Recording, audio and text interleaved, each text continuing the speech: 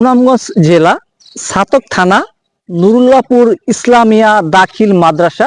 এই সুবিশাল যেই মাদ্রাসাটি আপনারা বর্তমানে দেখতেছেন, তো এই মাদ্রাসাটা একদম পুরো হাওরের ঠিক মাস পয়েন্টে। আমি যদি আপনাদেরকে চারপাশটা দেখাই, চারপাশে কোনো ঘর বাড়ি নেই, তারপরও একদম পুরা সুবিশাল এই সৌন্দর্যের ঘেরা মাদ্রাসাটি একদম নতুন, কেবল নির্মাণাধীন ভবন, এখন তো এই কার্যক্রম শুরু হয়নি। একদম পুরা হাওরের মাঝখানে। তো এই মাদ্রাসাগুলোতে হাওরে যখন একটা প্রজেক্ট হয়, সেই প্রজেক্ট গুলাতে এক প্রজেক্টে দুই রকম কাজ হয়ে যায়।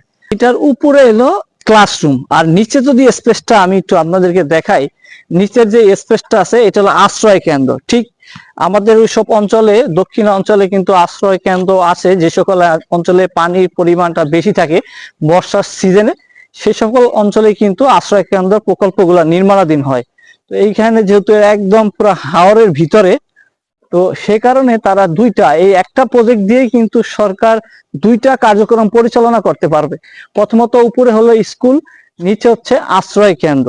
তো এই ভবনটিতে যখন, যেহেতু এটা দুর্গম একটা এরিয়া, আর এই দুর্গম এরিয়াতে দেখা যায় বর্ষার সিজনে হাওরে পানিতে পুরাটা গ্রাম প্লাবিত হয়ে যায় বর্ষার পানিতে, তখন মানুষের আশ্রয়ের কোনো জায়গা থাকে না। তখন এই যে মাদ্রাসাটি আপনারা দেখতেছেন, এই মাদ্রাসার যে ভবন আছে, সেই ভবনে কিন্তু মানুষ আশ্রয় নিতে পারে। নিচে তারা গবাদি পশু রাখে, আর উপরে তারা কিন্তু থাকার ব্যবস্থা আছে। সৌন্দর্য একদম পুরাই। আমি যদি আপনাদেরকে পিছনের সাইডটা দেখাই, একদম পুরা দুর্গম একটা এরিয়ার ভিতরে খুব সুন্দর একটা মাদ্রাসা। কেবল নির্মাণ বিদায় নিব।